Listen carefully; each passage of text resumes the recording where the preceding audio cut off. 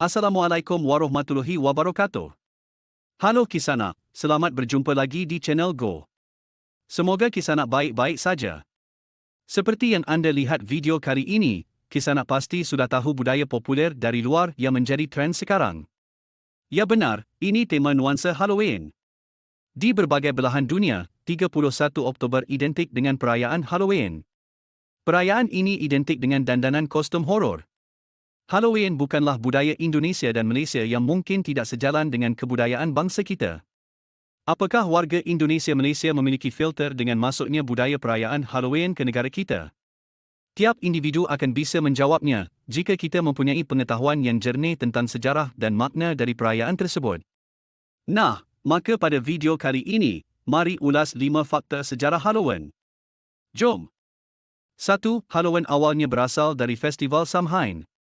Asal-usul Halloween berasal dari festival Samhain yang sudah ada dari zaman bangsa Celtic kuno yang beragama pagan atau penyembah berhala sekitar tahun 4000 sebelum Masehi. Bangsa Celtic sebagian besar di wilayah yang sekarang menjadi Irlandia, Skotlandia, dan Inggris. Samhain yang artinya akhir musim panas, menandakan akhir musim panas atau musim memanen dan mengawali musim dingin, dianggap juga sebagai musim kegelapan dan kematian. Oleh kerana itu, Halloween memiliki perpaduan warna orange yang menggambarkan musim panas atau memanen dan hitam yang melambangkan kematian. Menurut takhayul bangsa Celtic, dunia orang hidup dan orang mati bersatu pada saat Samhain. Mereka menyambut kedatangan peri dan arwah yang mereka kenal sebagai Osi ke bumi sebagai peramal masa depan. Agar tidak diganggu, orang-orang memakai kostum dari kulit dan kepala hewan dan meninggalkan makanan sebagai sesajen di depan pintu. 2. Nama Halloween sebenarnya berasal dari All Hallows Eve. Dari paganisme, Halloween ternyata lekat dengan paham kekristenan zaman dahulu.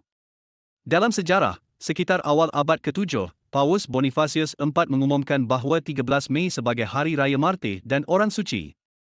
Sejak awal abad ke-9, paham kekristenan telah menyebar di Britania Raya dan bercampur dengan paganisme yang ikut merayakan Hari Arwah pada 2 November. Pada pertengahan abad ke-9, Paus Gregorius IV kemudian memindahkan hari raya tersebut dari 13 Mei ke 1 November, bertepatan dengan Samhain, sehingga 31 Oktober dikenal sebagai All Hallows Eve atau Malam Orang Kudus. Ketiga hari raya tersebut kemudian disebut All Hallowtide atau Hallowmas. Pada akhir abad ke-12, perayaan All Hallowtide telah menjadi ritual keagamaan di benua Eropah. Lalu, kenapa bisa menjadi Halloween? Karena, pada abad ke-16, All Hallows Eve lebih populer daripada nama Hallows End. Namun, nama tersebut kemudian baru disederhanakan pada abad ke-18 menjadi Halloween yang dikenal dan menjadi trend sekarang. 3. Halloween populer di Amerika. Menurut penanggalan pada akhir abad ke-18 dan awal abad ke-19 tidak memberikan indikasi bahawa Halloween dirayakan secara luas di Amerika Utara. Namun, sejak tahun 1845 bangsa Skotlandia dan Irlandia gagal memanen kentang, memaksa lebih dari 1,5 juta penduduk bermigrasi ke Amerika Utara. Dari peristiwa ini, mereka juga membawa tradisi Halloween ke Amerika. Setelah itu, menjadikan Halloween sebagai suatu hari libur besar di Amerika Utara. Walau hanya terbatas pada masyarakat imigran selama pertengahan abad ke-19, perayaan tersebut secara bertahap berasimilasi ke dalam masyarakat Amerika.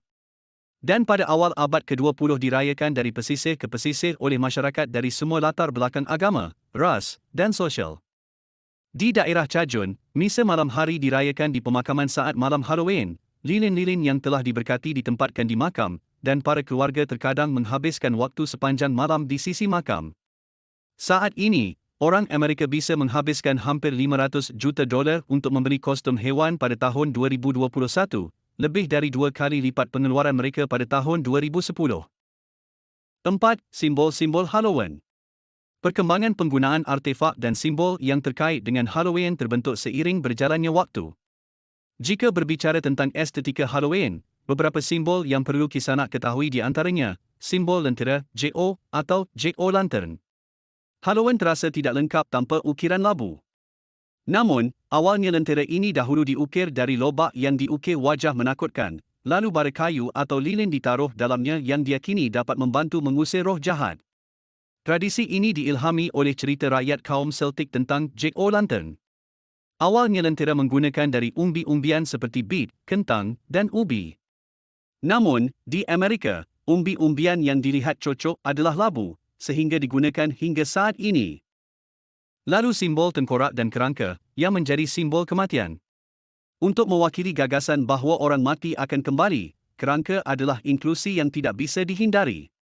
Ada beragam penerapan simbol kerangka seperti menggunakan tengkorak untuk menciptakan efek seram, menggabungkan elemen kerangka dan kuburan. Bagaimanapun, ini adalah representasi dari tradisi Samhain tentang festival orang mati. Selain itu juga ada simbol kekelawar, penyihir, laba-laba, hantu, kucing hitam, dan bulan purnama. 5. Tradisi Soul Cake dan Trick or Treat saat Halloween. Tradisi Trick or Treat, artinya tipuan dan suguhan, adalah tradisi melakukan tipuan atau meminta permen. Tradisi ini awalnya dikenal sebagai suling, iaitu aktivitas berkeliling untuk mengumpulkan kuih dengan motif salib yang disebut soul cake. Kuih ini juga dikatakan sebagai sesajen untuk Aussie agar tidak mengganggu. Pada abad ke-13, di Eropah, soul cake sangat terkenal saat Halloween dengan melakukan doa. Tradisi tersebut kemudian mulai dimanfaatkan oleh para pengemis saat Hari Arwah pada 2 November untuk mendapatkan soul cake. Mereka hanya berdoa untuk jiwa siapapun yang mau memberi. Perayaan dengan menyamar sebagai hantu untuk meminta permen di Amerika Serikat tercatat pertama kali pada tahun 1911.